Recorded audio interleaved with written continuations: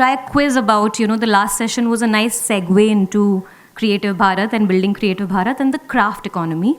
So while I'll talk about some of those stats, but let's ask some of you, how many of you know how many artisans there are in India? Do you know the number? Can you guess the number? The number of artisans in our country. Can anybody guess? Any guesses? Loudly.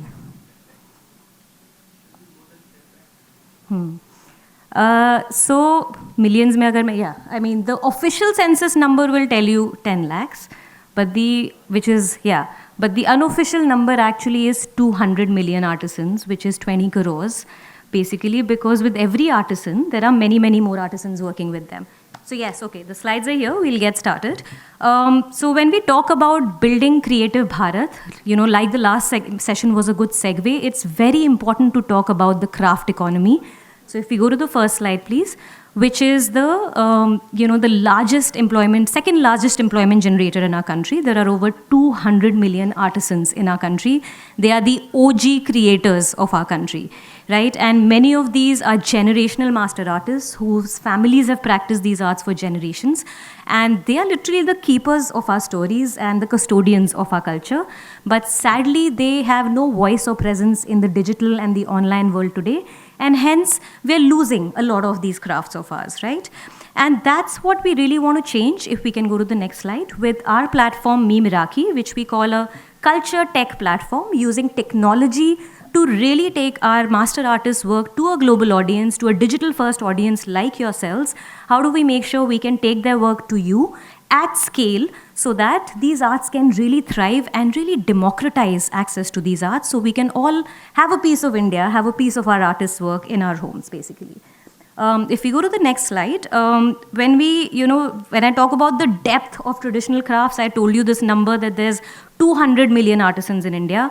What about the number of arts and crafts in India? There are over 3,000 arts and crafts in India, right? So imagine it, every few kilometers, the arts and crafts of our country change. And how privileged are we that we have such, so much in our country, so much, beauty in our country, because a lot of countries have, no history of, so many traditional arts and crafts. So imagine that depth. And as a platform, we cover only about 200 of these, but that's the large mission that we want to be able to make sure that we can get to all of these 3,000 arts and crafts and really make sure that all of them are represented through our platform so that the arts can really thrive.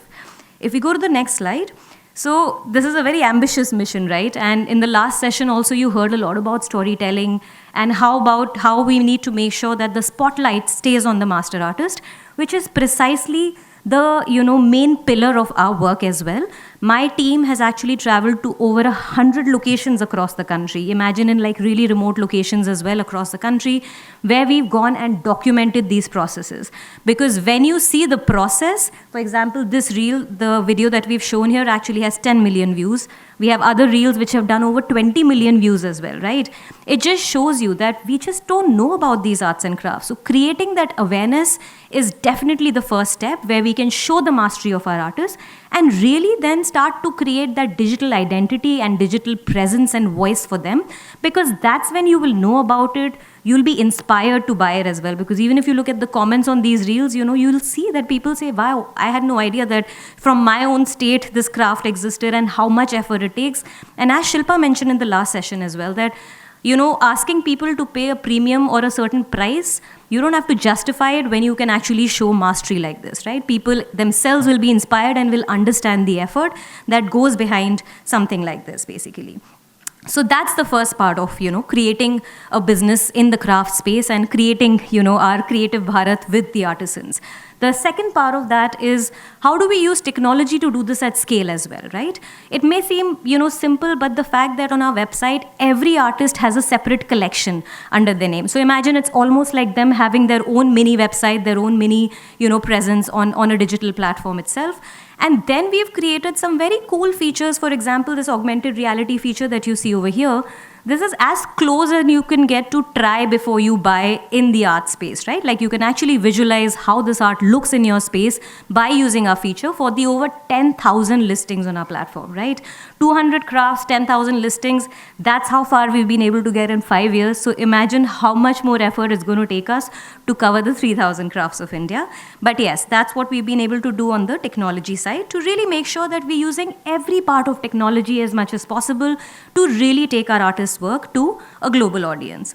And the other part of this journey, if we can go to the next slide, please, is also how do we take Indian art everywhere? One is you as consumers, you can come to our website and buy, but the B2B audience, right? There's governments, corporate offices, airports, shopping malls, everywhere traditional Indian art and craft, there's use cases that it can be there, which is what we're doing as well. You can find, art installations that we've done at airports. You can find wall murals, large scale, 70 feet wall murals that we've done in corporate offices, and supplying art to, any corporate client that you can basically think of. That's the other part of, again, it's happening through technology actually. We have such a good presence online that all of these corporates are also reaching out to us. So technology is what is really, really helping us to do this at scale. If we can go to the next slide. So the impact of this, there's two aspects to the impact, which is recognition and the other is income.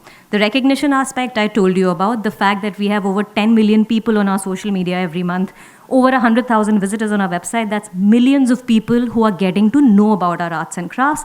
The other aspect is, of course, income. Each of the 500 plus artists associated with us have seen a 20 to 30% income uplift. For some of them, it's 2 to 3x. And over 5 crores is absolutely new income. This income didn't exist earlier, right? But it's absolutely new income that has been passed on to artists in the last few years. So that has been the impact. And if we dive deeper into the impact, if we can go to the next slide, some of our best performing artists, the first two that you see here, they've actually seen over 20 lakhs in income in the last financial year through us, right?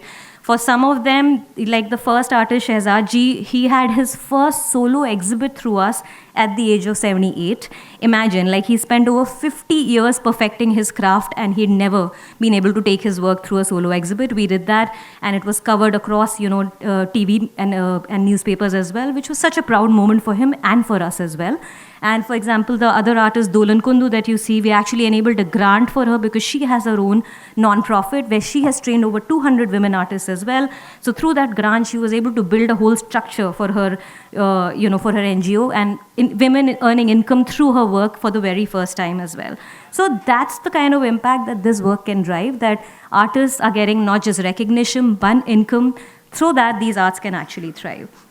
So to go finally, I hope it gave you a slight flavor of what it takes from the last discussion to this one, to what it takes to actually building a creative enterprise like this.